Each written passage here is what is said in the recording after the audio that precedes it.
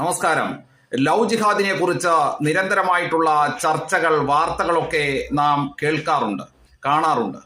ഈ ലവ് ജിഹാദിനെതിരായിട്ട് ഹൈന്ദവ സംഘടനകൾ സോഷ്യൽ മീഡിയ വഴി അല്ലെങ്കിൽ മാധ്യമങ്ങൾ വഴി ഒക്കെ പ്രതികരിക്കുമ്പോൾ, ലവ് ജിഹാദ് യാഥാർത്ഥ്യമാണ് എന്ന് വാദിക്കുമ്പോൾ, ലവ് ജിഹാദിൽപ്പെടുത്തി ധാരാളം ഹൈന്ദവ കുടുംബങ്ങളെ ജിഹാദി ഭീകരത വേട്ടയാടുന്നു, ഹൈന്ദവ സമൂഹത്തിൽപ്പെട്ട പെൺകുട്ടികളെ അപകടപ്പെടുത്തുന്നു, അല്ലെങ്കിൽ വിദേശ രാജ്യങ്ങളിലേക്ക് പോലും കടത്തിക്കൊണ്ടുപോയി തീവ്രവാദ പ്രവർത്തനങ്ങൾക്ക് ഉപയോഗിക്കുന്നു എന്നൊക്കെ നാം വാദിക്കുമ്പോൾ, ഈ ലവ് ജിഹാദിനെതിരായിട്ടുള്ള നിയമനിർമ്മാണം ആവശ്യമാണ് എന്ന മുന്നോട്ട് വാദഗതി ഉയർത്തുന്ന എത്ര സംഘടനകളുണ്ട്?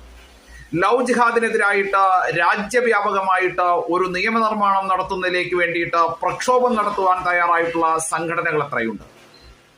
ലവ് ജിഹാദ് രാജ്യത്ത് വ്യാപകമായിട്ട് നടക്കുന്നുണ്ട്, അല്ലെങ്കിൽ വിശേഷിച്ച് കേരളം പോലുള്ള സംസ്ഥാനങ്ങൾ ലവ് ജിഹാദിന്റെ പിടിയിലാണ് എന്ന് വാതോരാതെ പ്രസംഗിക്കുന്ന ഹൈന്ദവ സംഘടനകളുള്ളപ്പോൾ എന്തുകൊണ്ടായിരിക്കും ലവ് ജിഹാദിനെതിരെ നിയമനിർമ്മാണത്തിന് വേണ്ടിയിട്ട് പ്രക്ഷോഭം നടത്തുവാൻ തയ്യാറാകുന്നത്? ഇന്ന് രാജ്യം ഭരിക്കുന്നത് ആരാണ്? ഈ രാജ്യം ഭരിക്കുന്ന സർക്കാരിന് ഇത്തരത്തിൽ ഒരു ജിഹാദി ഭീകരത അല്ലെങ്കിൽ ഇത്തരത്തിൽ ഒരു നിർബന്ധ മതപരിവർത്തനം, ലവ് ജിഹാദ് എന്ന് പറയുന്ന ഒരു പ്രതിഭാസം ഈ രാജ്യത്തുണ്ട് എന്ന് ബോധ്യപ്പെട്ടു കഴിഞ്ഞാൽ എന്തുകൊണ്ടാണ് ഒരു നിയമനിർമ്മാണത്തിന് തയ്യാറാകാത്തത്?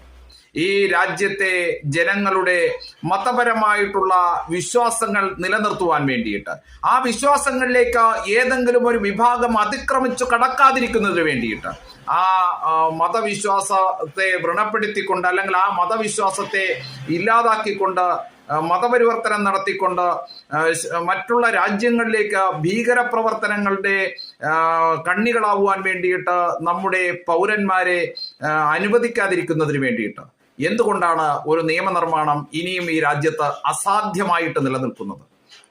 ഇതിനെതിരെ നിരന്തരം പ്രക്ഷോഭം നടത്തുന്ന ഈ രാജ്യത്ത് ലവ് ജിഹാദിനെതിരായിട്ട് നിയമനിർമ്മാണം വേണം, ഈ രാജ്യത്ത് ഏകീകൃത സിവിൽ കോഡ് നിലവിൽ വരണം, ഈ രാജ്യത്ത് മതപരിവർത്തനത്തിനെതിരായിട്ട് നിർബന്ധിത മതപരിവർത്തനത്തിന് എതിരായിട്ടുള്ള നിയമനിർമ്മാണം നടക്കണം, ജനസംഖ്യാ നിയന്ത്രണത്തിന് വേണ്ടിയിട്ടുള്ള നിയമനിർമ്മാണം നടക്കണം.